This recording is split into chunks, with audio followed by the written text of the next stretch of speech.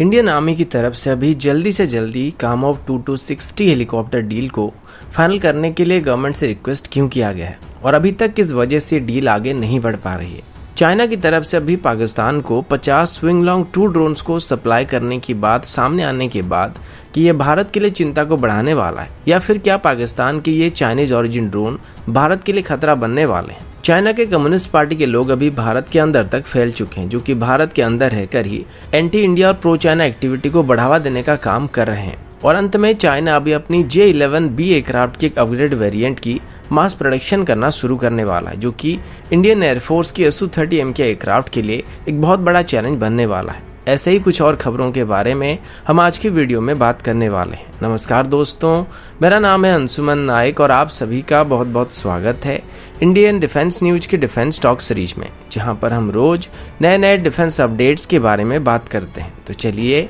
देर न करते हुए आज की वीडियो शुरू करते हैं। आज की पहली अपडेट इंडियन आर्मी की हेलीकॉप्टर्स को लेके है। आप सभी को पता होगा कि इंडियन आर्मी की तरफ से अभी अपनी पुरानी चीता और चेतक हेलीकॉप्टर्स को रिप्लेस करने की कोशिश किया जा रहा है, लेकिन इसके लिए ओपन किए गए टेंडर पिछले 5 साल में फाइनल नहीं हो रहा है, जिस वजह से इंडियन आर्मी की तरफ से भी गवर्नमेंट को इसको जल्दी से जल्दी फाइनल करने के लिए बातचीत किया जा रहा है। हमारे चीता या चेतक हेलीकॉप्टर्स की फ्लीट में 75% से ज़्यादा हेलीकॉप्टर 30 साल से ज़्यादा पुराने हो चुके हैं और कुछ तो अभी 50 साल पुराने हो चुके हैं। ऐसे में जल्दी ही इनको रिप्लेस करने के लिए आर्मी की तरफ से रिक्वेस्ट किया जा रहा है। अभी हमारे पास जितने भी चीता या फिर चेतक हेलीकॉप्टर्स मौजूद हैं, इनकी सर्विस लाइफ 2023 तक पूरा होने वाला है, जिस वजह से हमें अभी इस नए डील को जल्दी से जल्दी फाइनल करने की जरूरत है। इनिशियली जब 2015 में इस टेंडर को फ्लोट किया गया था, इसमें टोटल 200 हेलीकॉप्टर्स को खरीदने का प्लान किया गया था, जिसमें 60 हेलीकॉप्टर्स पहले रशिया की तरफ से बनाकर भारत को डिलीवर किए जाएंगे और बाकी भारत में ही बनने वाले थे। इसके लिए अभी भारत और रशिया के बीच एक joint venture company Indo Russian helicopter limited को भी सेटअप किया जा चुका है। लेकिन अभी इस डील के आगे ना बढ़ पाने के पीछे जो मेजर कारण है वो इन हेलीकॉप्टर्स की लोकलाइजेशन की इशू को लेकर, यानी कि भारत का कहना है कि जब इन हेलीकॉप्टर्स को यहाँ पर बनाया जाएगा तो इसमें कम से कम 70% तक लोकल सिस्टम का इस्तेमाल किया जाएगा, जबकि इंडो रशियन हेलीकॉप्टर लिमिटेड की तरफ से इसको बस 62.4% तक ही सीमित रखने की बात की जा रही है। और रशियन हेलीकॉप्टर्स का कहना है कि वो कभी भी 200 में से रशिया में बनने वाले हेलीकॉप्टर्स को छोड़ के बाकी सभी हेलीकॉप्टर्स के साथ 70% लोकलाइजेशन नहीं कर सकते, क्योंकि कामोव की K2260 हेलीकॉप्टर में 74% रशियन ओरिजिन और 26% के आसपास यूरोपियन इक्विपमेंट का इस्तेमाल किया जाता है, जिस वजह से वो धीरे धीरे इसको लोकलाइज करना शुरू करने वाला है। जैसे कि पहले 35 हेलीकॉप्टर तक बस 3.3% तक ही लोकल इक्विपमेंट का इस्तेमाल किया जाएगा, फिर उसके बाद नेक्स्ट 25 हेलीकॉप्टर के लिए 15%, उसके बाद नेक्स्ट 30 हेलीकॉप्टर के लिए 35% और उसके बाद बचे बाकी सभी हेलीकॉप्टर्स के लिए 62.4% तक इंडियन सिस्टम का इस्तेमाल किया जाएगा। इस बात को लेकर अभी हमारे डिफेंस एक्विजिशन काउंसिल और इंडो रशियन हेलीकॉप्टर लिमिटेड के बीच नेगोशिएशन किया जा रहा है। अब अगर ये नेगोशिएशन यहाँ पे कंप्लीट नहीं होता है तो ये डील आगे बढ़ने में सबसे बड़ा बाधा बनने वाला है। वैसे अभी आर्मी को टोटल 400 लाइट यूटिलिटी हेलीकॉप्टर की जरूरत है, जिनमें से इन कामोव 2260 हेलीकॉप्टर को छोड़ के बाकी सभी हेलीकॉप्टर्स को HAL के द्वारा बनाए गए एडवांस लाइट हेलीकॉप्टर से रिप्लेस करने का प्लान किया गया है। अगला अपडेट चाइना और पाकिस्तान की तरफ से है। अभी चाइना की तरफ से अनाउंस किया गया है कि वो अभी पाकिस्तान को 50 स्विंग लॉन्ग 2 आर्म ड्रोन को सप्लाई करने वाले, जो कि आगे चल के भारत के लिए काफी परेशानी क्रिएट कर सकते हैं। हाल ही में आर्मेनिया और अजरबैजान के बीच लड़ाई के दौरान ड्रोन्स काफी कारगर हथियार साबित हुए थे और अभी मॉडर्न डे वॉरफेयर में इनको अगर इफेक्टिवली इस्तेमाल किया जाता है तो ये दुश्मन की ग्राउंड फोर्सेस के लिए सबसे ज्यादा खतरनाक साबित हो सकते हैं। भारत की तरफ से भी अभी यूएस से आर्म ड्रोन को खरीदने की कोशिश किया जा रहा है, साथ ही इजराइल के साथ मिलकर अपने हेरॉन ड्रोन्स को भी आर्म ड्रोन में कन्वर्ट करने की कोशिश किया जा रहा है। इसके बावजूद भी भारत की तरफ से यूनाइटेड स्टेट्स 2 MQ-9 ड्रोन को लीज पर लेकर ऑपरेट किया जा रहा है। हो सकता है इसको काउंटर करने के लिए भी पाकिस्तान की तरफ से पहले ही चाइना से नए आर्म ड्रोन को एक्वायर करने का फैसला किया गया है। वैसे अगर पाकिस्तान इन सबको आर्मेनिया और अजरबैजान के बीच हुई लड़ाई को देखते हुए करने की कोशिश कर रहा है तो हो सकता है पाकिस्तान इसमें कामयाब नहीं होने वाला, क्योंकि आर्मेनिया की बॉर्डर और हमारी बॉर्डर में काफी अंतर है और इंडियन बॉर्डर में अभी सरफेस और मिसाइल सिस्टम जाल की तरह फैला दिए गए, जिस वजह से अगर कोई भी ड्रोन यहाँ पे घुसपैठ करने की कोशिश करता है तो उसको तुरंत ही मार के गिराया जा सकता है। लेकिन वहीं पर जब हम अभी भी यूनाइटेड स्टेट के साथ प्रेडेटर ड्रोन्स को एक्वायर करने के लिए बातचीत करने में लगे हुए हैं, उसी दौरान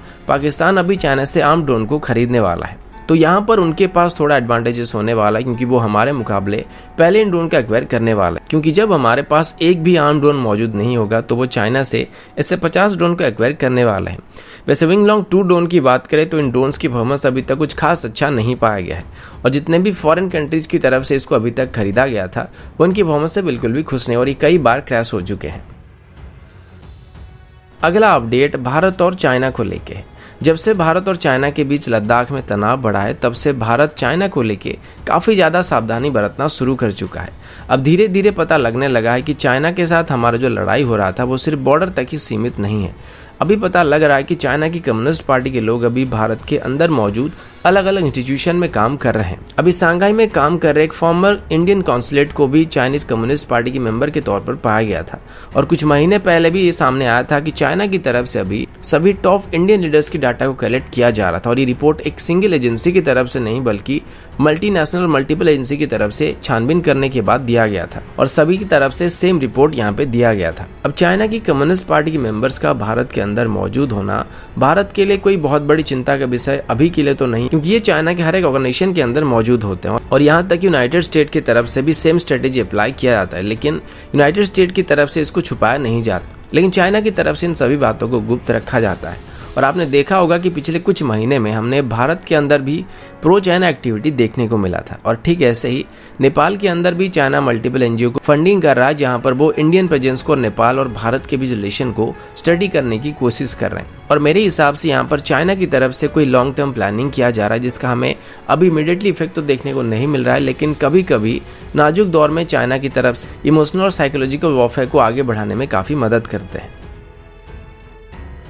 अगला अपडेट इसरो की तरफ से। इसरो की चीफ के सिवन ने अपने रिसेंट स्टेटमेंट में बताया है कि इसरो की तरफ से अभी एक ग्रीन प्रपोल्शन सिस्टम को डेवलप किया जा रहा है जो कि स्पेशली गगनयान मिशन में इस्तेमाल किया जाएगा और हो सके तो इसको आगे चल के इसरो की तरफ से रॉकेट्स की हर एक स्टेज में इस्तेमाल किया जाएगा। इसरो का कहना है कि वो अभी अपनी इकोनॉमिक ग्रोथ के साथ साथ एनवायरमेंटल इफेक्ट को भी ध्यान में रख रहे हैं, जिस वजह से ग्रीन प्रपोल्शन सिस्टम को डेवलप किया जा रहा है और इसको आगे चल के इसरो अपने सभी लॉन्चेस में इस्तेमाल कर सकता है। अभी इसरो के पास 2 मेन लॉन्च व्हीकल मौजूद है, जिनमें से PSLV इसरो का सबसे ट्रस्टेड व्हीकल है जिसको इसरो अपनी ज्यादातर सैटेलाइट को लॉन्च करने के लिए इस्तेमाल करता आ रहा है। इसके बाद बड़े और हेवियर सैटेलाइट को लॉन्च करने के लिए इसरो की तरफ से GSLV का इस्तेमाल किया जाता है जो कि एक 3 स्टेज लॉन्च व्हीकल है। अब SRM institute of science and technology के साथ बात करते हुए इसरो के चीफ के सिवन जी ने बताया था कि इनिशियली गगनयान मिशन इसी साल के अंत में लॉन्च करने का प्लान किया गया था, लेकिन पैंडेमिक की वजह से यानी कि चाइनीज रायते की फैलने की वजह से ये अभी 1 साल और डिले होने वाला है।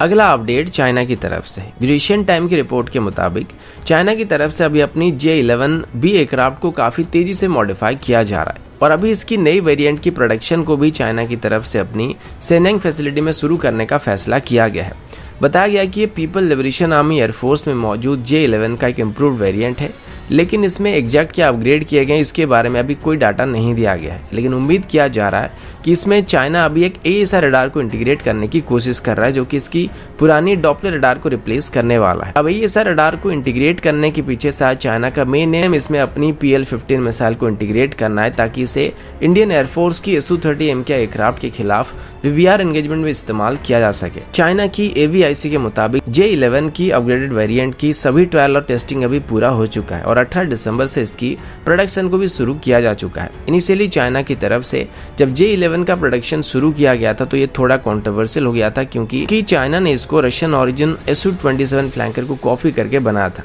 अब ओरिजिनली रशिया की तरफ से इसको चाइना को लाइसेंस प्रोडक्शन के तौर पर मैन्युफैक्चर करने के लिए दिया था, जबकि चाइना की तरफ से इसकी इलीगल कॉपी को बनाना शुरू कर दिया गया था, जिस वजह से रशिया ने इस पर पाबंदी लगा दिया था।